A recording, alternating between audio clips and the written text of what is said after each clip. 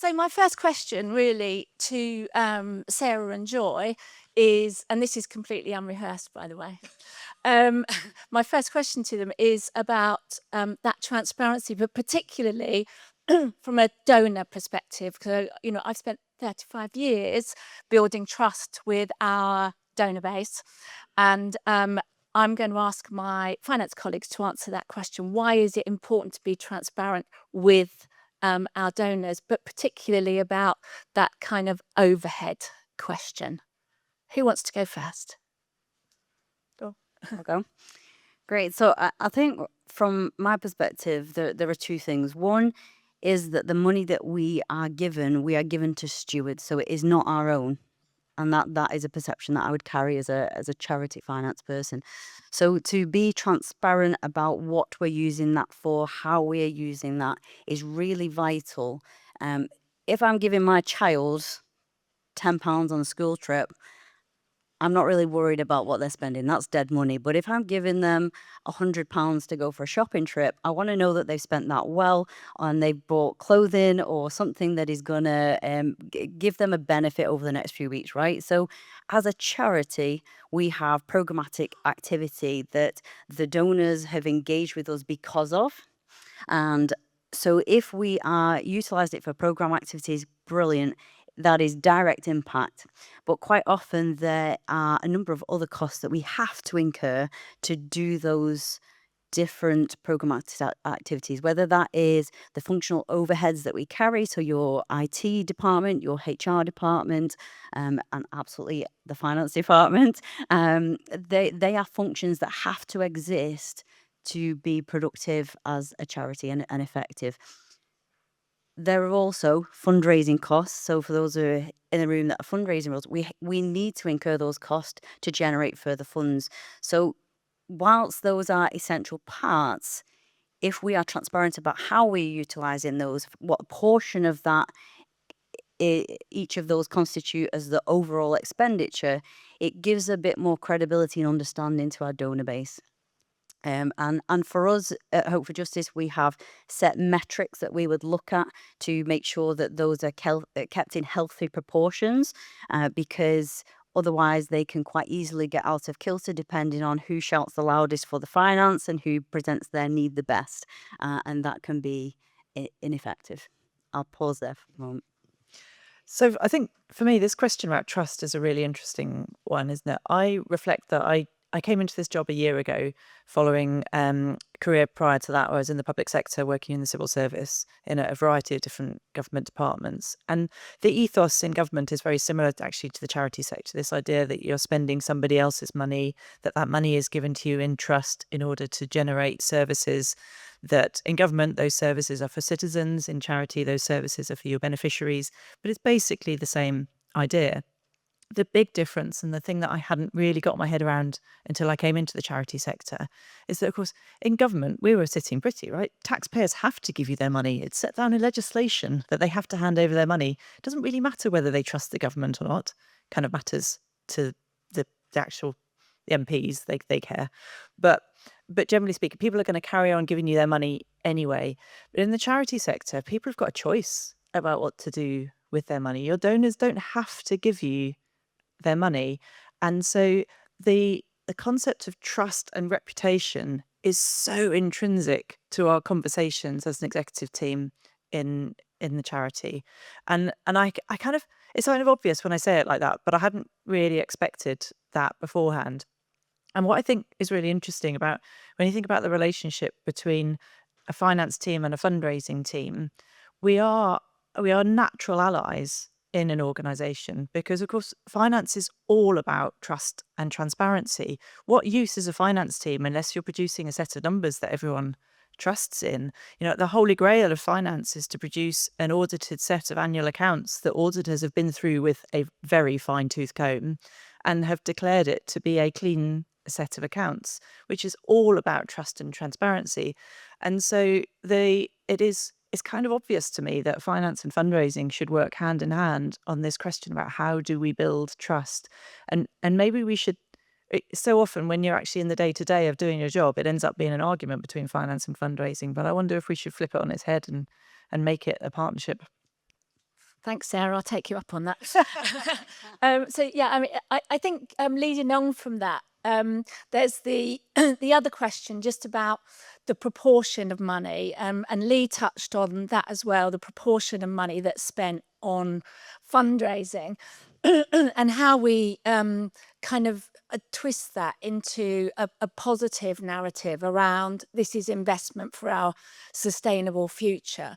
So where do CFOs come from on that, supporting fundraisers to gain more investment from a board of trustees who, for the most part, and I've worked with a number of different trustee boards, for the most part, they see their job as kind of preserving the reserves of the charity, saving for a rainy day. And I think the more money that's spent on mission, then I feel that my job's worthwhile. So how can we build that partnership to support a fundraiser in doing that? I think we need to be really clear about what we mean by mission, don't we? I think so often we think about program delivery or delivering services for beneficiaries as being mission, but it isn't. Everything that we do in the charity is about mission, including spend on fundraising, including spend on back office services. That back office wouldn't be there were it not for everything that we need to do to deliver the mission. And I think, and Joy and I were talking over breakfast about how you think about allocation of overheads, and I just think we need to change the conversation on that. Overheads are seen as being a bad thing. Overheads are not a bad thing. They wouldn't be there if they were a bad thing. Because we all care so much about stewarding our donors' money appropriately. We're not going to waste it. Overheads are not wasteful. And I haven't got the answer to this, but I feel like we just need to change the conversation on it somehow.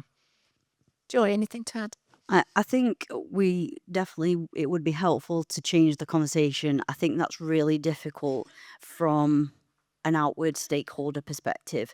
So think about your own home finances, right? Nobody wants to pay rent or a mortgage. You have to pay it. It's essential. But what you like to talk about is how you spend your expendable income. So do you prefer to spend that on food, or is that entertainment, or is that day trips out or holidays? That is an interesting conversation, right? So from a charity perspective, when we're talking to stakeholders, that's very much how their brains also operate. They're not interested in that necessary cost.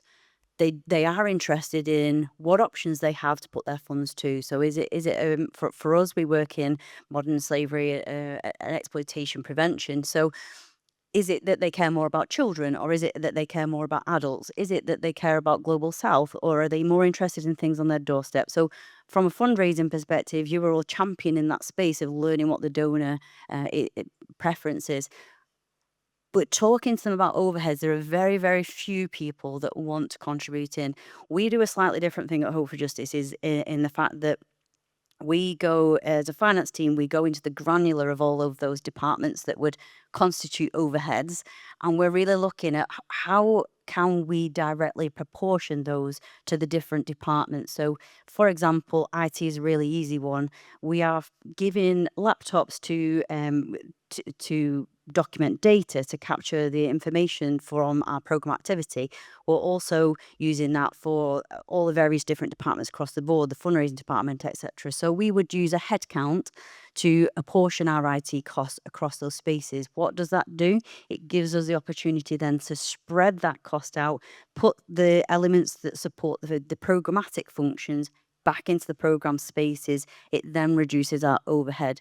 So if we were dealing with a trust or a foundation application, we would absolutely be building that into the grant. And we also try to build in sort of 10% towards our overheads. And they tend to be a little bit more receptive of an understanding of the fact that you can't operate without these core functions. But then we will also look at for you guys with a fundraising hat on, as you go out and do that fundraising, there is absolutely some events that you will do that are solely about raising funds. For us, we have events that we also go to, which is actually the raising of funds is a byproduct of that event. If we raise them, brilliant, that's super helpful to us. But the predominant factor of going into those spaces is to raise awareness and understanding of the issue. And so that might be a spot the signs training to help people understand what they can be looking for. It could be it could be literally just unpacking the whole issue of modern slavery in a specific industry or area, geographical area. In those instances, we're really looking at it and going, okay, well, whilst a fundraising team were organising that event because they're great at stakeholder engagement and putting on a really great event, that is not a fundraising cost. That is a programmatic activity. It's about raising awareness. So we're going into the granular and we're going, okay, we're going to scoop that out of that department. We're going to hold that as a programmatic cost, and that then brings the portions of fundraising down. So there is a lot that we can do as a finance department that shifts the dial on those percentages that are put to fundraising or to overheads. Different viewpoint, a lot of extra work for the finance department, but it does help us to reap some benefits from that. Can I add to that? Well, actually, I'm going to disagree with it. Good. We all like a bit of disagreement. I lightly disagree. There's something about the labels that we use, isn't there, and how we describe the different types of costs in a charity, and labeling things as program spending or overhead or fundraising cost, or, I'm sure all of you have got labels that you use in your charities to describe different types of cost. I think those labels can be divisive in describing, and the labels have an implicit sense of good spend and bad spend about them.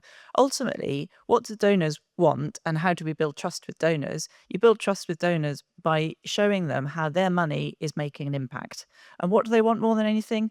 They want their cash to be turned into impact for beneficiaries as quickly and as transparently as possible.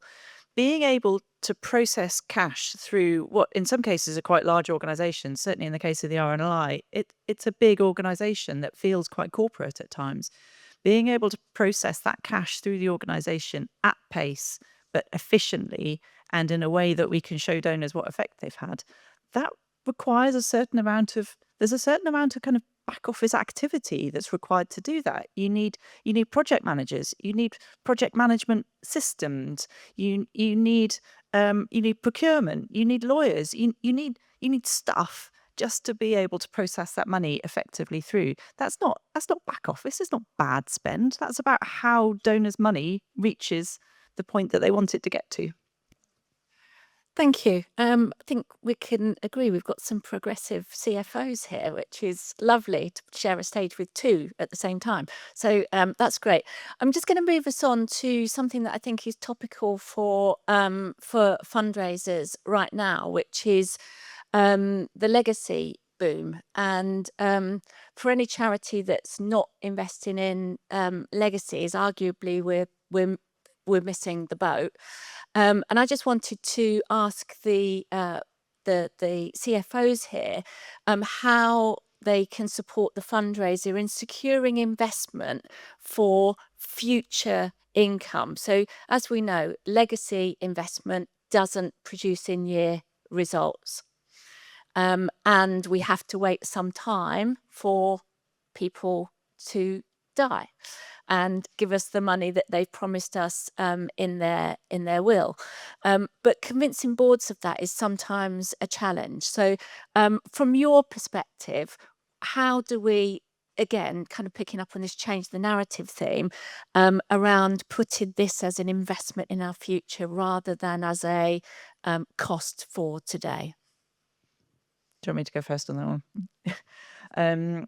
So for me, this coming new into the charity sector, this whole thing about legacies was completely new to me and is an eye-opening world. And just for context, for those of you that aren't familiar with the RNLI, legacy income is a huge driver of income for us. It's about 2/3 of our income, something like that. So it's absolutely massive for us.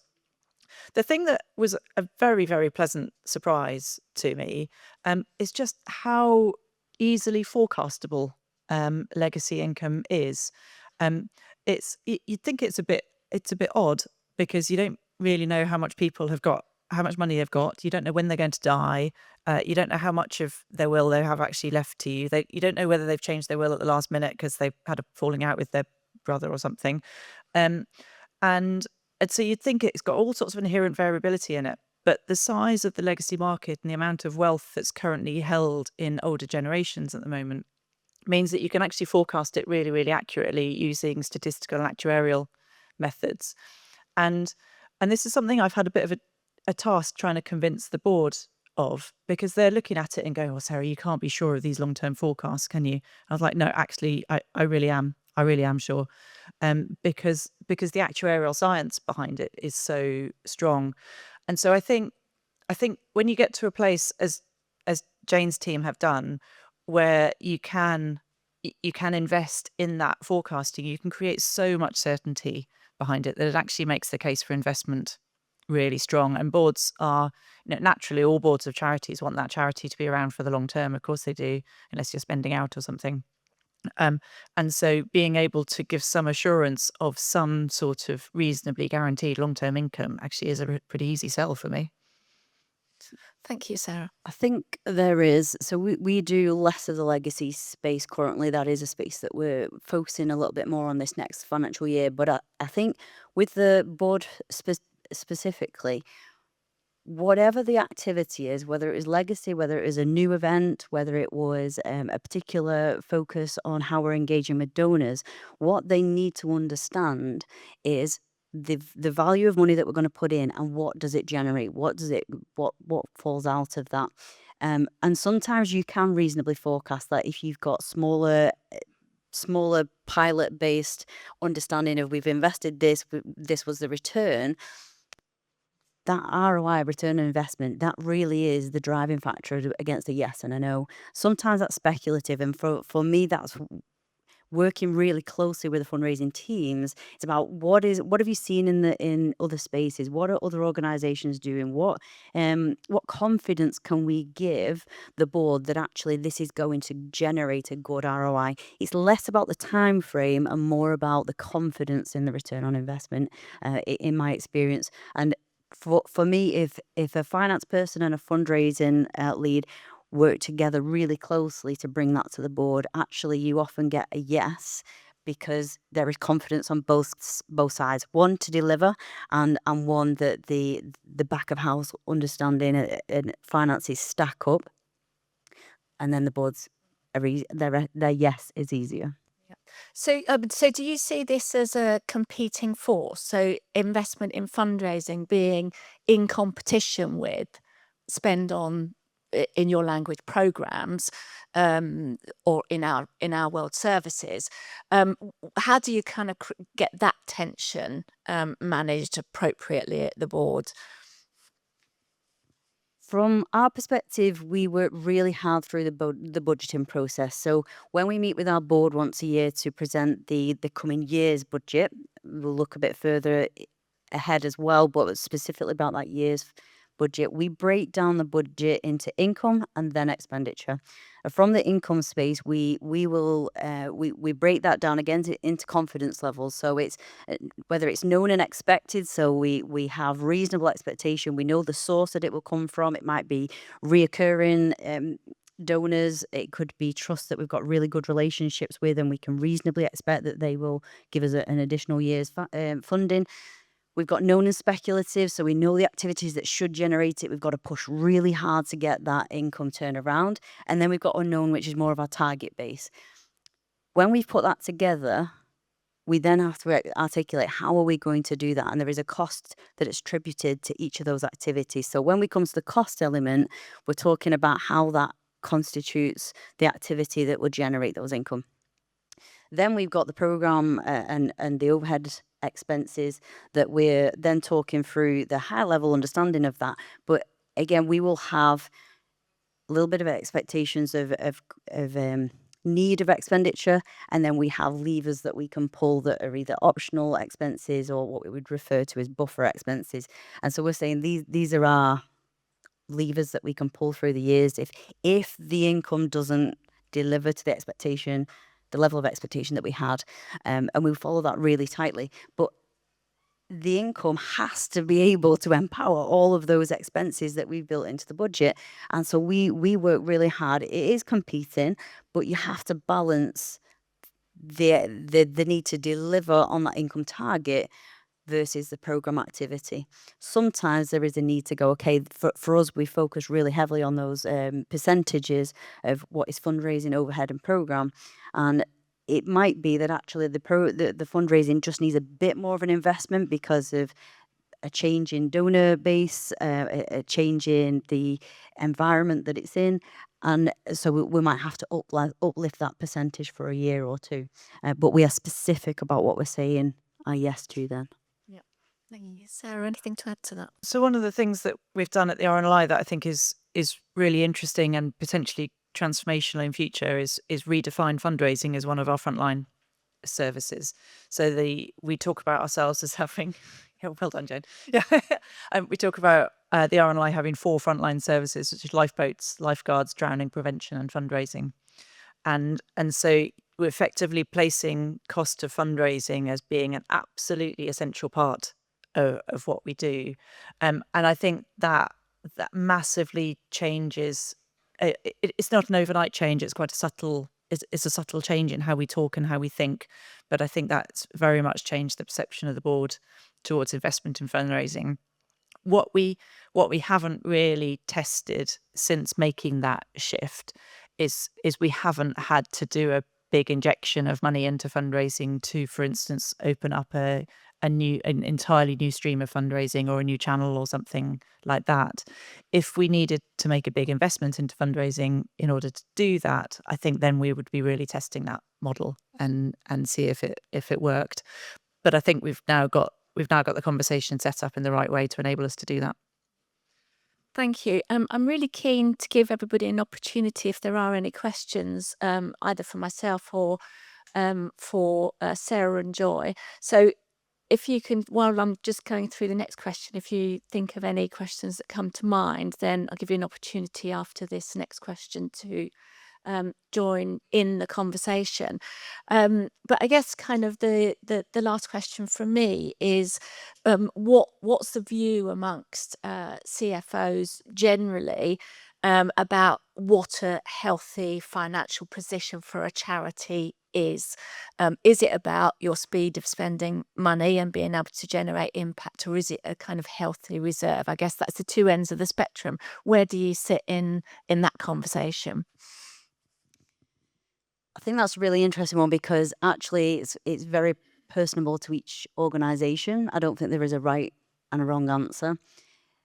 Part of the answer comes from knowing your donor base and your stakeholders, because there is a growing trend that we're seeing that younger generations, Gen Zs and below, are on the increase in terms of their giving. They are more philanthropic minded than older generations can be, mainly because of different life circumstances that have fed through, but also just in the way that they're being educated in the schools and in the colleges, right? So as they're coming on board as donors, their viewpoint is really different. They want to know exactly how their money is being used. They want to know, they're seeking information like the percentage that goes towards program activity versus fundraising and overheads. So there is a need to explain the health of the organisation with the lens of your stakeholders. But then you also have a board that you're answerable to. So when you're building your budgets and everything else, and you're looking at your risk factors in terms of income generation and the levers that you've got with your expenses, you have to build those health metrics along with your board so that they have confidence in your ability to steward those finances well, but in a way that leaves you in a good position. So we have health metrics around the level of reserves, because actually to a lot of donors, if you have over 6 months worth of reserves, they're not especially interested, especially if you come to trusts and foundations, because they're going, that's just stocking up our money. What are you actually going to do with it? Like, in-year surpluses are often frowned upon, but we have to do that if you're going to rebuild reserves. We've been through a very difficult couple of years from a finance perspective, where one of our donors, big corporate donor, withdrew their funding overnight. It constituted a third of our income base. Massive, really big issue. They had their own financial challenges and it just switched off overnight. You've got to respond to that. You've got to respond really quickly, but you've got to respond effectively. There's redundancies that need to go through. There's closures of some of our program arms, but there's also, you've got to have that longer term sight to not shut as many things down that then cause you a problem when you're ready to restabilize. in that moment, that's when I came on board. So in that moment, I'm going, okay, how do we create these health metrics that go, okay, we never want to be in that situation again. So what do we need to track? What do we need to monitor? So for us, we're saying we're going to monitor the top 10 largest donations, whether those are individuals, corporates, trusts and foundations. We're going to monitor what they are. We're going to monitor what we use their funds for. So if they are bread and butter, that's what their income is being utilised for, we've got a problem. Because if that's withdrawn overnight, we're going to be in the same position again. But if we're utilising that for our investment, so a new CRM is on the cards for us, that we can use that. If that lever needs to be pulled and we have to wait 6 months, that's okay. But it's not okay if it's bread and butter, because that creates a huge headache. It takes you away from the program activities that you're actually there to deliver, to focus on restabilizing your organization. So we have a number of health metrics like that just safeguard where we're at, that we don't misuse funds, that we're also wise about how we're using those and balancing that with the risk. So that's really how we build ours. Thanks, Joy. So I'm going to slightly disagree with the question, Jayne, which is that I don't think it's a choice between either spending less and having more in reserves or spending more and having less in reserves. I think the sign of financial health for any organisation is having a control framework that allows you to scale delivery up and scale delivery down at will, depending on frankly the shit that gets thrown at you, just like the example that you just gave. And I think it's incumbent on all CFOs to create a control framework that allows us to do that. The thing that keeps me awake at night, though, and the thing that really does determine health of an organization, is coming back to this trust point. And I think we're at a bit of a perfect storm at the moment, where donors have more choice than ever before about where to put their money, and so it's more important than ever that we retain that trust. At the same time as we are in an increasingly regulated society, an increasingly litigious society, and the ways in which donors might be able to lose trust in us is increasing because of that. At the same time as you've got increasing political polarization, meaning that anyone who has lost trust in us for whatever reason is more willing than ever to express their views very, very openly and very publicly in a lot of cases. And it feels like a lot of the time like we're dancing on the head of a pin to try and retain that trust, and the hoops that we have to jump through to retain trust, whether that's thinking about safety of our people, safety of the general public, about safeguarding, about data protection, and the list of things that we have to worry about to retain trust is getting longer and longer and longer. And coming back to this point about back office costs, the cost of retaining that trust is becoming a bigger and bigger percentage of what we do. So I genuinely think unless we can change the conversation with donors about what it takes to run a charity in this environment, I think we are going to struggle. Brilliant. Thank you very much.